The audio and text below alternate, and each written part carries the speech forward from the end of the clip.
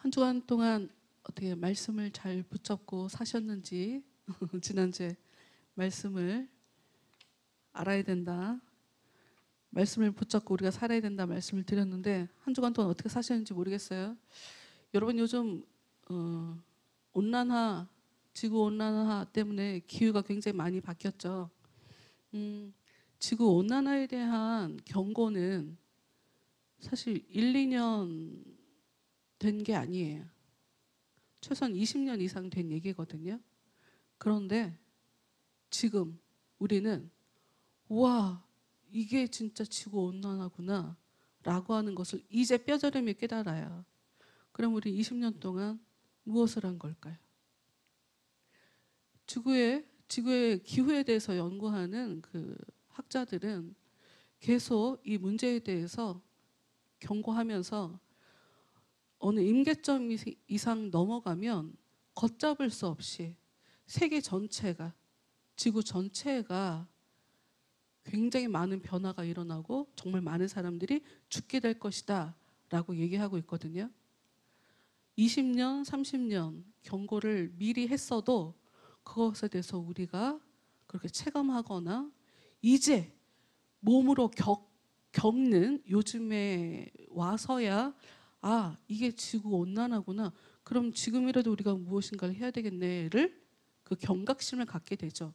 이런 얘기가 왜 제가 이 말씀을 왜 드리냐면 성경 말씀은 기본적으로 죄를 싫어하시는 하나님께서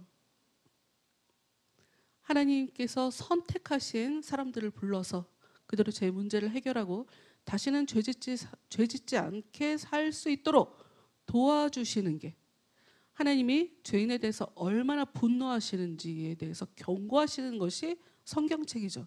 그런데 우리는 이 성경을 보면서도 우리 삶 가운데 내가 하나님 앞에 어떻게 살아가고 있는지, 내가 지금 어떠한 죄를 짓고 살아가고 있는지 이런 것을 깊게 생각하지 않죠.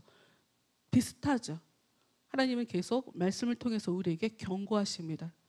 우리는 이 경고하는 이 하나님의 이 말씀에 대해서 이 심각성을 알지 못한 상태에서 삶에 어려운 일이 일어나면 그제서야 하나님 앞에 나와서 그나마 마음이 연약한 자들은 그 하나님 앞에 나오기까지도 굉장히 긴 시간이 필요한데 어찌됐건 하나님 앞에 나와서 이제야 내 문제를 돌아보고 내가 죄짓지 않게 해달라고 하나님 나의 연약함을 불쌍히 여겨달라고 이런 도우심을 구하게 돼요.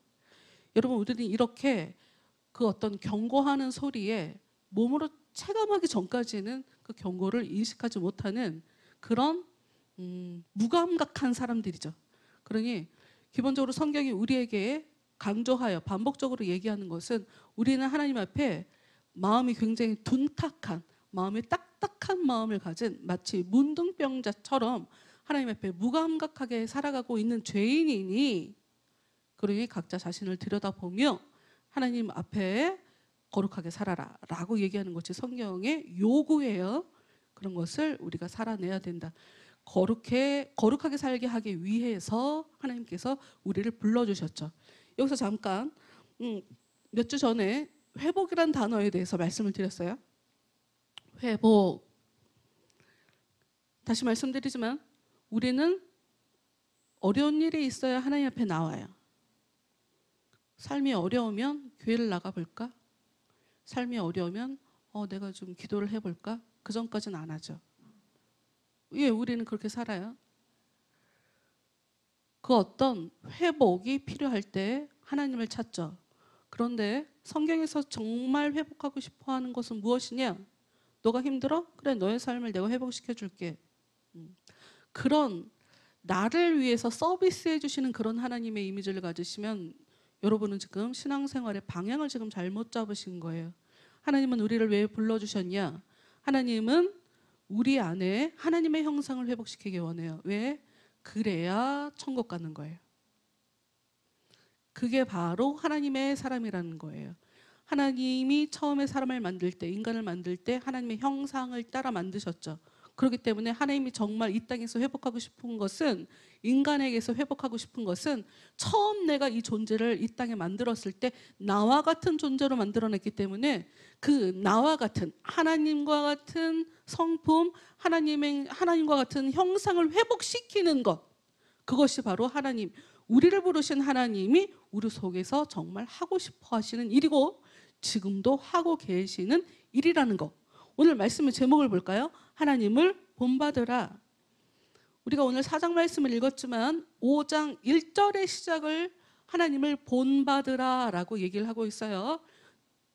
그 본받는 삶, 여러분 성경은 하나님을 본받아라 라고 얘기해요. 그 얘기가 무슨 얘기예요? 하나님의 형상을 회복해야 된다라는 얘기와 다른 얘기가 아닙니다. 똑같은 얘기죠. 하나님처럼 살아라. 너희들은 하나님의 자녀이니 하나님처럼 살아라. 하나님처럼 기적을 행하라는 얘기는 아니겠죠? 거기서 그러면 하나님처럼 살아라 하는 얘기가 무슨 얘기인지 일단 답부터 먼저 볼까요? 32절 말씀. 32절. 서로 친절하게 하며 불쌍히 여기며 서로 용서하기를 하나님의 그리스도 안에서 너희를 용서하심과 같이 하라. 로마서 말씀, 로마서 3장 말씀을 잠깐 가서 볼까요?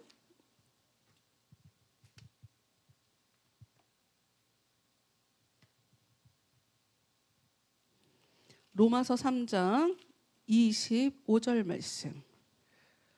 로마서 3장 25절. 이 예수를 하나님이 그의 피로써 믿음으로 말미암는 화목제물로 세우셨으니 이는 하나님께서 길이 참으시는 중에 전에 지은 죄를 간과하심으로 자기의 의로우심을 나타내려 하심이니. 여러분, 하나님은 우리에게 하나님의 의로움을 나타내시는 분이에요. 그런데 하나님의 의라고 하는 것이 어떻게 나타납니까? 죄인들의 죄를 용서하심으로. 죄인들의 죄를, 여러분 성경은 하나님이 날마다 죄에 대해서 분노하신대요. 여러분, 우리가 그걸 알아야 돼요. 하나님은 우리에게 지금 굉장히 너그러운 하나님으로 역사하고 계시다는 것을 여러분이 먼저 믿으셔야 돼요.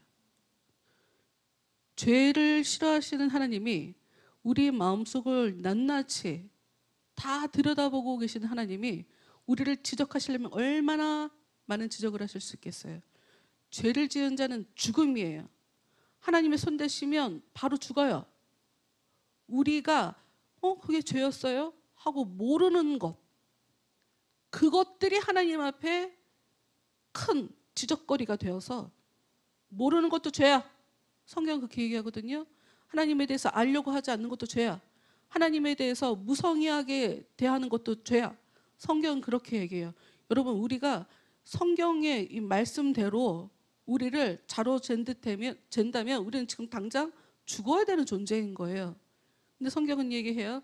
그런 하나님의 의로움이 어떻게 나타나냐? 사람들에게 너그럽게 대하심으로, 사람들의 죄를 용서하심으로 하나님은 나는 의롭다라고 하는 것을 사람들한테 지금 보여주고 있다는 거예요. 지금 현재 하나님은 여러분들에게 나는 의로운 하나님이다 하는 것을 보여주고 계시는 거예요. 여러분의 죄를 보면서도 크게 꾸짖지 않는 것으로. 죄를 꾸짖는 게 하나님이 아닙니까? 네, 맞지요. 근데 하나님이 어찌됐건 스스로 깨닫는 것이 인간에게 훨씬 유익하기 때문에 하나님이 한번 움직이시면 최소한 사람들은 죽어요. 최소한 사람들은 사망이에요. 그러니 하나님이 역사하시기 전에, 죽을 것 같은 고통을 느끼기 전에 스스로 돌이킬 기회를 주시느라고 하나님은 지금도 여러분들에게 하나님의 의로우심으로 너그럽게 대해주고 계시다는 것. 26절. 곧 이때에 자기의 의로우심을 나타내서 자기도 의로우시며 또한 예수 믿는 자를 의롭다 하리 하심이라. 하나님의 의로우심을 여러분에게 계속 보여주는 이유가 뭐예요? 내가 부른 내 자녀들도 의로워져야 하기 때문에. 그렇다는 얘기는 무슨 얘기예요? 하나님이 용납함으로, 이해함으로, 잘못을 덮어줌으로 당신의 의를 나타낸다. 그런데 내가 부른 자녀들을 의롭게 한다는 이야기는, 그러면 하나님의 자녀들은 다른 사람들의 죄를 덮어주고 이해해주고 넘어가는 너그러움으로 자기도 하나님 앞에 의로움을 얻는다라고 하는 이야기죠.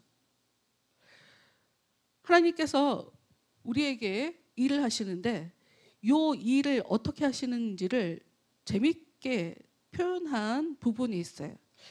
저는 재밌는데 무서울 수 있어요. 스바냐라고 하는 데가 있어요. 구약성경에, 구약성경 1308페이지에 있어요. 스바냐 3장으로 한번 가볼게요.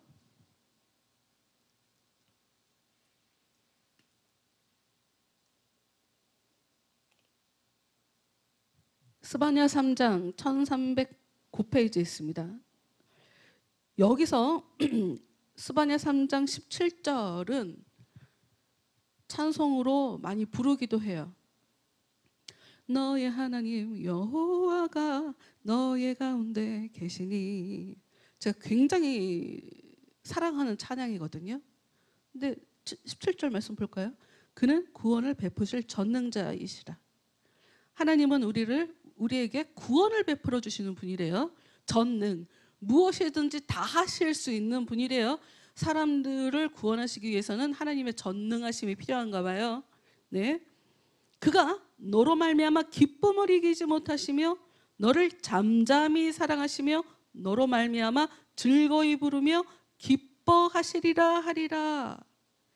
여러분, 하나님은 우리에게 기쁨을 주시겠다, 우리에게 평안을 주시겠다만 이야기하시는 것이 아니라 당신 스스로도 당신의 자녀들을 이렇게 보며 기뻐하시겠다라고 얘기를 해요. 그런데 제가 설교 시작하며 하나님은 하나님의 너그러움으로 당신의 의로움을 보여주신다고 그랬잖아요. 그거는 신앙의 도의 초보에나 일어나는 일. 고수가 되는 과정에는 어떤 일이 벌어지는지를 일단 볼게요. 3장 1절부터 볼까요? 배역하고 더러운 곳, 포악한 그 성읍이 화 있을진저. 하나님께서 내가 너희들 기뻐한다 라고 얘기하시는데 시작은 화 있을진저로 시작을 하고 있어요. 그가 명령을 듣지 아니하며 교훈을 받지 아니하며 여호와를 의뢰하지 아니하며 자기 하나님께 가까이 나아가지 아니하였도다. 여러분, 하나님의 명령을 듣지 않는 거, 성경 말씀대로 살지 않는 거, 하나님을 의지하지 않는 거, 여러분이 하나님을 찾지 않는 것, 하나님은 그것을 큰 문제라고 이야기를 하고 있어요. 3절, 그 가운데 방백들은 부르짖는 사자요 그의 재판장들은 이튿날까지 남겨두는 것이 없는 저녁 일이요. 지도자들이 살기가 힘들면서 지배계급, 사람들, 자기들이 섬겨줘야 할 백성들을 오히려 착취하고 있는 모습을 얘기해요. 내가 살기 어려우니까 남의 것을 착취해서라도 힘 있는 사람들은 살죠. 일이 같아요. 일이래요. 4절, 그의 선지자들은 경솔하고 간사한 사람들이요 그의 제사장들은 성소를 더럽히고 율법을 범하였도다. 왜 이 성읍이 화 있다라고 얘기하는지 알 수 있겠죠. 정치인들이 썩었고 선지자들이 썩었어요.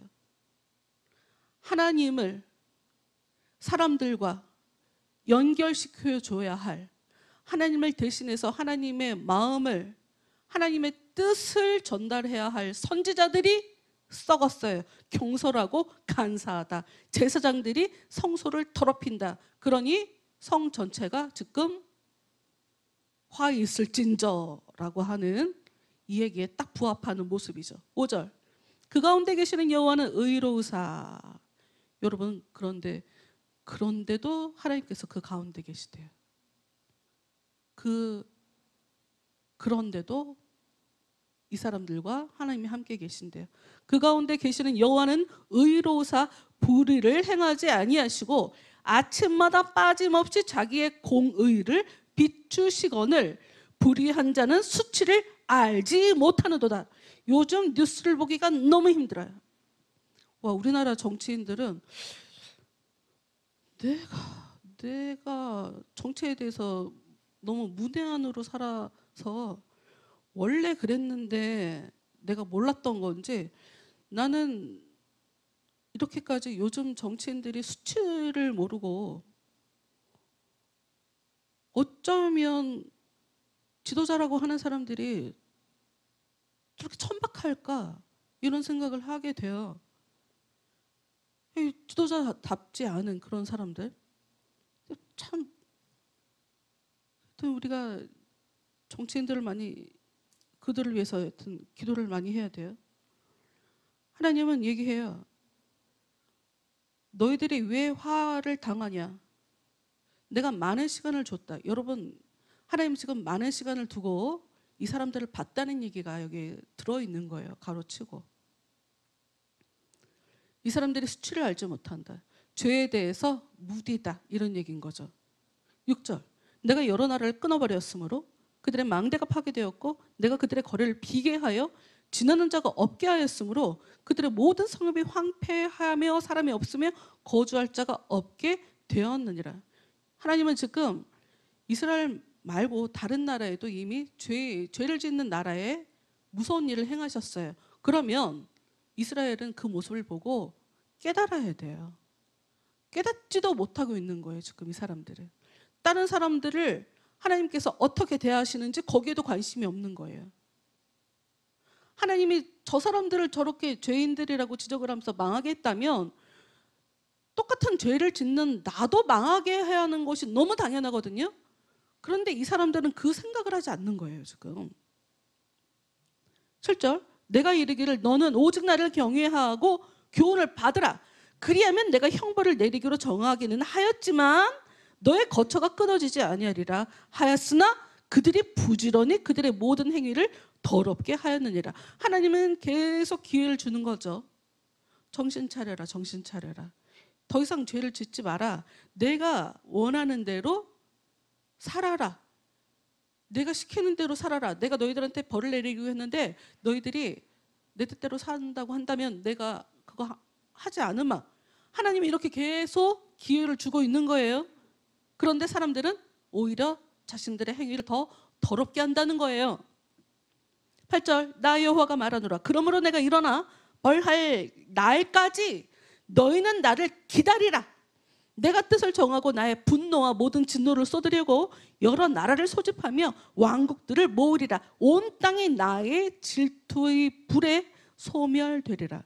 여러분, 하나님은 질투하시는 하나님이래요. 그게 무슨 말일까요? 우리가 하나님보다 다른 것을 더 귀하게 여기고 더 사랑하는 것, 다른 것에 대해서 하나님 아닌 그 외의 것에 대해서 더 가치를 두고 사는 것, 하나님 그것을 질투한다는 거예요. 하나님이 욕심쟁이에요. 모든 영광은 나에게, 모든 영광은 나에게만 돌려라. 이게 하나님이 우리에게 요구하시는 바예요. 질투하시는 하나님이 힘 있는 나라, 주위의 적들을 너희들에게 보내버리겠다. 여러분, 우리가 잘못할 때, 내가 잘못하는지 모를 때, 그때 어떤 일이 벌어지냐? 나보다 더 센 사람이 내 주위에서 나를 힘들게 하는 것. 여러분, 지금 성경은 그것을 얘기하고 있어요. 내 주위에 나보다 힘센 사람이 나를 굉장히 힘들게 지금 하고 있다. 여러분, 기도하세요. 여러분이 어쩌면 많은 시간을 흘려버린 것일 수도 있어요. 그러나 그럼에도 불구하고 이제라도 기도하면 이제라도 하나님을 잡으면 돼요. 그럼 하나님은 도와주시는 거니까. 하나님은 끝도 없이 당신의 너그러움으로 우리를 대해주시기 때문에 질투하시는 분, 우리를 소멸시키실 수 있는 분이라는 것을 여러분, 하나님이 그런 분이라는 것을 여러분이 기억하시길 바라요. 9절. 그때 내가 여러 백성의 입술을 깨끗하게 하여.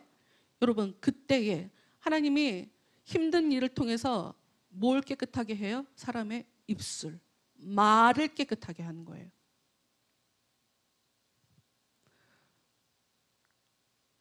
에베소서에 보면 그냥 여러분은 그냥 스바냐에 계속 있으세요.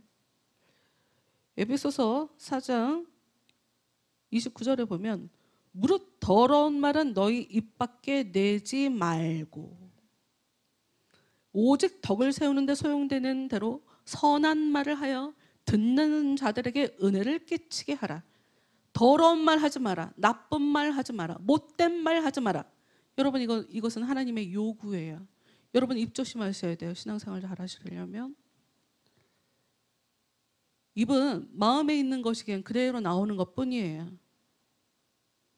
입 조심하라고 하는 것은 이것의 진정한 의미는 마음을 깨끗하게 하라는 것과 똑같아요. 어찌됐건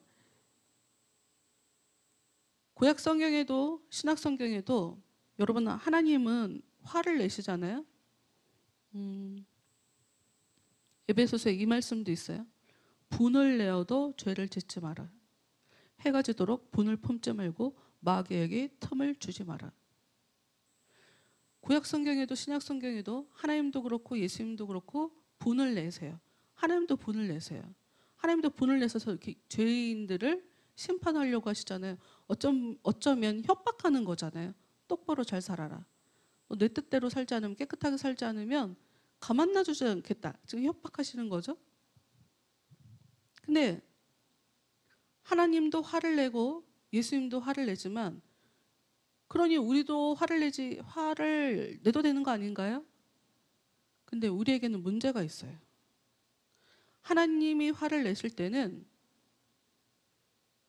악에 대해서 화를 내는 거예요. 악에 대해서. 공의롭게 일을 처리하시느라고 화를 내시는 거예요. 그런데 우리의 화는 어떠냐면 죄로 이어지게 돼 있어요. 인간의 화는 죄로 변질되게 된다고요. 처음 시작은 선한 의도일 수 있어요. 사랑하는 마음일 수 있어요. 제가 기사 하나를 봤는데 너무 충격적이어갖고 17살짜리 딸에게 아빠하고 계모가 칼을 주고 네 스스로 찔러 죽어라 그랬더라고요. 왜냐하면 잘못했어. 얘가 잘못을 하기는. 선생님이랑 있다고 하고서 그러니까 놀다가 3일간 외박을 했대요. 이것 때문에 아빠하고 계모가 이제 화가 난 거예요. 잘못했다고. 살려달라고 했는데 칼을 주면서 이걸로 네 패를 찔러 죽어라. 네 손으로 죽어라. 이래갖고 재판에 넘겨졌거든요. 근데 아버지는 자기가 잘못했다고 얘기하잖아요. 나는 그렇게 나쁜 말을 한 적이 없다. 그리고 핸드폰 모서리로 아이 눈 아래를 때려서 멍이 들었거든요. 안 때렸다고 얘기하는 거예요. 근데 문제는 이 아이가 다친 것을 주위 사람들이 너무 여러 사람이 봤어. 증거가 있어서. 그러니까 이 아빠는 기억을 못해요. 기억을 못해. 처음에는 아이를 걱정해서 시작했는지 몰라요. 근데 이게 컨트롤을 잘 못하니까 이 선을 넘게 되는 거지. 여러분, 성경은 그래 분을 낼 수 있어. 사람은 화를 낼 수 있어요. 그러나 기한을 둬요. 해가 지도록 분을 품지 마라. 이 신명기에 비슷한 말씀이 있거든요. 신명기에 보면 이런 말씀이 있어요. 그가 가난한 자이면 너는 그의 전당물을 가지고 자지 말고 해질 때에 그 전당물을 반드시 그에게 돌려줄 것이라. 그러니까 사람과 그 어떤 관계에 있어서 해가 지기 전에 일 처리를 똑바로 해라. 해가 지기 전까지 이런 얘기가 있거든요. 또 신명기 24장 14, 15절에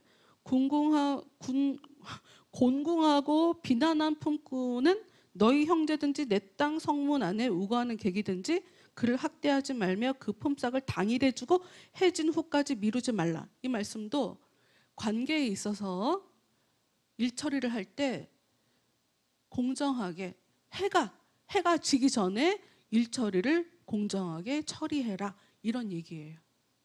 그러니까 해를 넘기지 마라. 이런 얘기거든요. 화를 내면, 분노하면 이것은 마귀에게 이 판에 들어와서 놀아도 된다 하고 길을 내어주는 것과 똑같아요, 여러분. 화내는 거, 성경은 화내는 게 덕이 되지 않는다.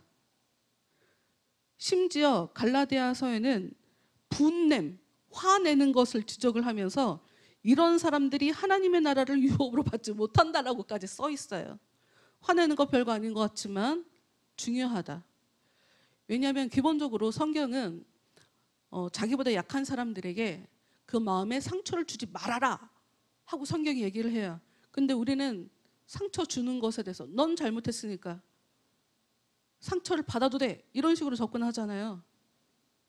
넌 혼나도 돼, 나한테 욕먹어도 돼, 이런 식으로 접근하잖아요. 여러분, 이게 세상에서 볼 때는, 여러분이 생각할 때는 옳은 일일 수 있으나 성경적으로 하나님이 볼 때는 그건 옳은 일이 아니에요. 하여튼 우리의 분노, 화는 마귀에게 내 마음의 자리를 열어주는 문이 될 수도 있는 것이니 화를 조심하시라. 다시 스바냐로 돌아올게요. 9절. 그때 내가 여러 백성의 입술을 깨끗하게 하여 말도 예쁘게 선하게 남들에게 덕이 되는 말을 하도록 입술을 깨끗하게 하여 그들이 다 여호와의 이름을 부리며 한 가지로 나를 섬기게 하리니 그때야 하나님이 기뻐하는 거예요. 그런 사람들을 하나님께서 기뻐하시는 거예요. 10절. 내게 구하는 백성들 곧 내가 훑은 자의 딸이 구스강 건너편에서부터 예물을 가지고 와서 내게 바칠지라. 하나님께서 힘들게 한 사람이 오히려 하나님께 나와서 감사합니다. 하나님은 왕입니다. 하나님은 대단하신 분입니다. 하고 제물을 바치게 된대요. 11절. 이제 중요해요. 그날에 네가 내게 범죄한 모든 행위로 말미암아 수치를 당하지 아니할 것은 그때에 내가 내 가운데서 교만하여 자랑하는 자들을 제거하여 네가 나의 성산에서 다시는 교만하지 않게 할 것임이라. 하나님께서 지금 교만한 자에 대해서 접근하시는 방식이 이 사람의 교만을 정리하시는 방식이 네 가운데서 교만하여 자랑하는 자들을 제거한다. 여러분, 힘든 일이 왜 벌어지는 거라고요? 어려운 일이 왜 벌어지는 거라고요? 하나님의 심판이 왜 벌어지는 거라고요? 교만해서. 어떤 게 교만이라고요? 하나님을 인정하지 않는 거, 하나님을 찾지 않는 거, 하나님을 의지하지 않는 거, 하나님이 원하는 대로 살아주지 않는 것, 이게 교만이란 말이에요. 그런 자를 쳐버려서 없애버리겠대요. 다르게 얘기해 볼게요. 우리 안에 있는 교만한 성품을 없애버리고, 우리 안에 성령께서 찾아오셔서 우리 안에 있는 교만함을 없애버리고, 하나님의 논리대로라면 교만한 나는 죽어야 마땅한 사람이죠. 죄를 지은 사람이니. 그런데 하나님께서 성령으로 우리 안에 찾아오셔서 우리 안에 있는 교만함을 없애버리고 하나님 앞에 겸손하게 살 수 있도록, 그래서 죽지 않고 하나님 앞에 살 수 있도록 그렇게 역사해 주신다는 거예요. 12절. 내가 곤고하고 가난한 백성을 내 가운데에 남기리니 그들의 여호와의 이름을 의탁하여 보호를 받을지라. 이스라엘의 남은 자는 악을 행하지 아니하며 거짓을 말하지 아니하며 입에 거짓된 혀가 없으며 먹고 누울지라도 그들을 두렵게 할 자가 없으리라. 지금 하나님이 이 사람들을 내가 기쁘다, 너희들과 함께해서 내가 너무 기쁘다 라고 하는 17절 말씀까지 가기까지 이들은 굉장히 많이 힘든 여정을 겪어내고 있어요. 힘든 과정을 겪어내고 있어요. 특히 가장 중요한, 하나님이 교만을 정리하고 있어요.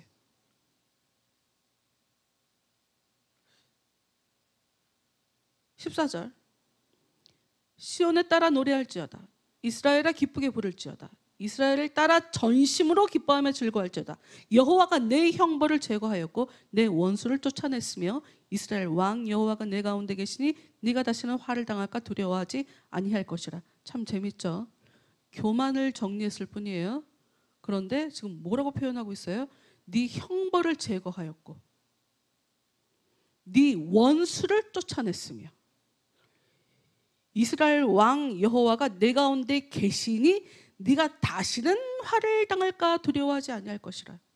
여러분, 하나님을 기쁘시게 해드리는 삶, 하나님이 잘했다 칭찬하시는 삶은 우리의 마음속에 있는 그 교만, 하나님께서 얘기하는 교만, 하나님을 인정하지 않는 교만, 하나님을 의지하지 않는 그 교만이 사라져야 우리의 삶에 진정한 하나님의 보호하심이 나타난다는 것을 여러분 아셔야 돼요.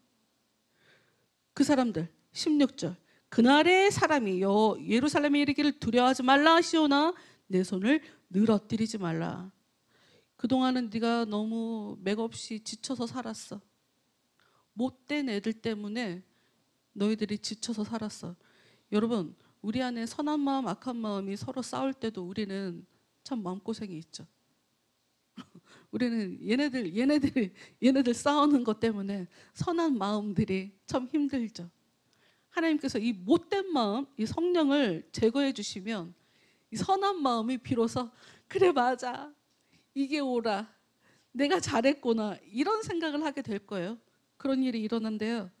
그런 사람들에게 하나님께서 하시는 게 17절 말씀이에요. 너의 하나님 여호와가 너의 가운데 계시니 그는 구원을 베푸실 전능자이시라. 그가 너로 말미암아 기쁨을 이기지 못하시며 너를 잠잠히 사랑하시며 너로 말미암아 즐거이 부르며 기뻐하시리라. 여러분, 어떤 사람에게 하나님이 기뻐하세요? 교만함을 꺾을 때 거기서 살아남는 사람. 교만함을 꺾어 주실 때 교만함만 인정하고 하나님 편에 서는 사람.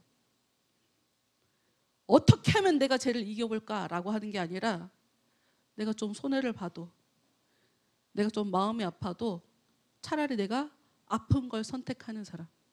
이 사람들을 보면서 하나님이 바로 내가 너를 기뻐한다, 내가 너를 사랑한다, 내가 너 때문에 즐거이 부르며 기뻐한다 라고 얘기를 하죠. 글쎄 여러분 아실지 모르겠지만 요즘 유튜브에 쯔양이라고 혹시 시끄러운 거 아세요? 아시는 분만 아실 텐데 쯔양이라는 사람이 우리나라 유튜버 중에 1위더라고요. 그러니까 처음에 순위 이렇게 만들어 놓은 걸 보니까 구독자 수가 1,100만 명이에요. 여러분 이게 말이 돼요? 나는 한 번도 안 봤는데 찌양 영상을 한 번도 안 봤는데 우리나라 5분의 1이 구독자야. 어떻게 그럴 수가 있어요? 근데 이 사람이 어떤 일이 터져서 자기가 그동안 힘들었던 상황이 지금 다 까발려지고 있어요. 그런데 4년 동안 굉장히 고생 많이 했더라고요. 4년 동안 전 남자친구한테 날마다 맞았더라고요. 날마다. 굉장히 여러 가지로 협박도 많이 당하고 그런데 이제 그의 속사정을 아는 많은 사람들이 여러 사람들이 쯔양의 실체를 알면 쟤는 아예 유튜브에서 쫓겨날 거야 이런 생각을 하면서 협박을 해서 돈을 이렇게 받아내고 그러고 있는 상황이었었거든요. 사람들이 다 등을 돌릴 거라고 걔를 무시할 거라고 이렇게 생각하면서 이제 협박을 했던 거예요. 얘기 안 할 테니까 돈을 내놔라 이랬던 거죠. 그런데 이게 까발려지면서 오히려 사람들이 쯔양을 지지하고 있더라고요. 힘든 가운데서도 수입이 전혀 없는 상황인데도 한 달에 100만 원씩 보육원에 계속 후원을 했고 그동안 몇 년, 4년, 5년 동안 한 달에 300만 원씩 계속 후원도 하고 봉사도 하고 그렇게 살아왔는데 전혀 힘들다는 거 티 안 내고. 근데 제가 그걸 보면서 쯔양은 어떻게 보면 다 뺏기기만 하는 그런 삶을 살았어요. 근데 그걸 보며 성경에서 얘기하는 기독교인들아 이렇게 살아라. 사실 예수님의 모습이거든요. 기독교인들아 차라리 뺏기면서 살아라. 왼쪽 때리면 오른쪽 들이대고, 겉옷 달라고 하면 속옷까지 주고, 오리 가자 하면 심리를 같이 가지고 희생하고 양보하며 살아라 라고 얘기하는, 오히려 그런 모습이 그 어린 청년한테 보이면서 그런 그의 진심이 오히려 이를 까발려지면서, 수치스러울 수 있겠지만 그러면서 오히려 사람들에게 더 응원을 받고 지지를 받고 하루 만에 20만 명 늘었더라고. 하루에 응원하는 사람들이 굉장히 많고요.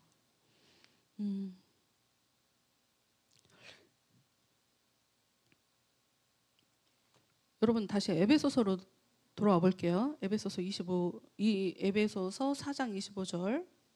하나님을 본받는 삶이란 어떤 것인가? 하나님을 본받는 삶이라는 것이 어떤 것인가를 볼 거예요. 25절. 에베소서 4장 25절. 그런즉 거짓을 버리고 각각 그 이웃과 더불어 참된 것을 말하라. 이는 우리가 서로 지체가 됨이라. 서로 거짓말하면 서로 신뢰할 수 없겠죠. 하나가 될 수 없을 거예요. 그러니 진실하게 거짓을 말하지 말아라.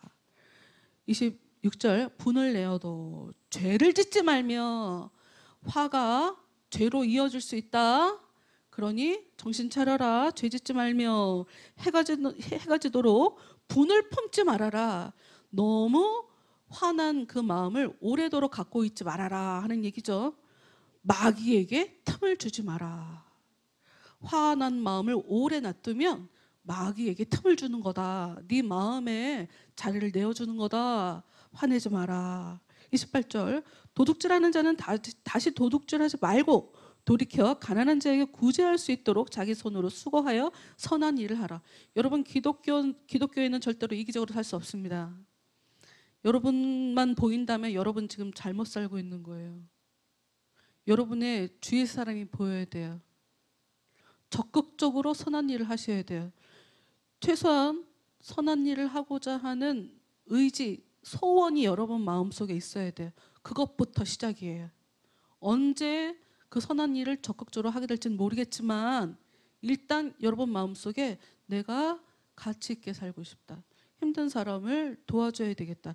여러분 물질로 도와줄 수도 있고요. 말 한마디로 도와줄 수 있어요. 힘들 때 말 한마디가 크게 위로가 되기도 해요. 그런 여유 있는 말, 위로해 주는 말을 할 수 있으려면 일단 내가 살기가 편해야 돼요. 내가 힘든데 무슨 남한테 위로를 해요. 내 것도 정리 못한 사람이 어떻게 남을 위로합니까? 그러니 내 마음도 컨트롤할 수 있어야죠. 하여튼 여러 가지 모양으로 선한 일을 하셔야 돼요. 29절. 무릇 더러운 말은 너희 입 밖에도 내지 말며 오직 덕을 세우는데 소용되는 대로 선한 말을 하여 듣는 자들에게 은혜를 끼치게 하라. 우리가 죄 짓는 것이 왜 문제냐? 30절. 하나님의 성령을 근심하게 하지 마라. 우리가 죄 짓는 것은 하나님의 성령을 근심하게 하는 거예요. 하나님의 성령이 우리 안에 있는 것, 우리가 성령을 따라 행하는 것이 왜 중요하냐? 30절 말씀 안에 써 있어요. 그 안에서, 성령 안에서, 너는 성령 안에서 너희가 구원의 날까지 인치심을 받았느니라. 네가 성령을 따라 살아간다는 것은 하나님이 너는 내 거다 라고 하는 뜻이래요. 그러니 너희들 안에 찾아온 성령을 근심시키지 마라. 여러분, 다른 사람들은 속일 수 있어도 여러분 자신은 속일 수 없어요. 여러분이 어떻게 사는지는 여러분 스스로가 잘 알 거니까 여러분 안에 찾아오시는 그 성령을 근심시키지 말으래요. 나쁜 마음이 커지면 근심을 하시겠죠. 너희는 모든 악독과 노함과 분함과 떠드는 것과 비방하는 것을 모든 악의와 함께 버리고 서로 친절하게 하며 불쌍히 여기며 서로 용서하기를 하나님이 그리스도 안에서 너희를 용서하심과 같이 하라. 여러분, 하나님은 우리의 말을 바꾸기 원해요. 그리고 31절 가만히 보니까 31절 32절이 보니 우리의 말, 우리의 성품을 바꾸는 것인 것 같죠. 우리의 말을 바꾸고 성품을 바꾸는 것 같죠. 악독과 노함과 분냄과 떠드는 거 성품이잖아요. 성격이잖아요. 이런 걸 바꾸고 싶어 하죠. 여러분, 하나님은 열심을 가지고 우리에게 역사하고 계십니다. 지금 현재도. 우리가 그것을 깊게 깨닫지 못할 뿐이에요. 하나님의 열심은 지금도 우리의 말을 바꾸고 우리의 성품을 바꾸기 위해서 일하고 계세요. 보이지 않게 하나님의 너그러우심으로 우리를 계속 대해주고 계신 과정이고요. 그런데 이게 너무 도가 지나치면 우리 주위에 나를 정말 힘들게 하는 대상들이 나타나게 될 거예요. 그것을 통해서라도 하나님 붙잡게 만드는. 그러나 여러분 인생 살면서 그 또한 하나님의 사랑이라는 것을 여러분 깨닫게 되실 겁니다. 우리 여정이라고 하는 찬양을 한번 불러볼게요. 한번 2번 불렀던 것 같은데, 여러분이 은혜가 깊어지고 인생 속에서 하나님과 많은 만남과 교제를 이루면서 여러분은 언젠가 이런 고백을 하시게 될 겁니다. 반드시.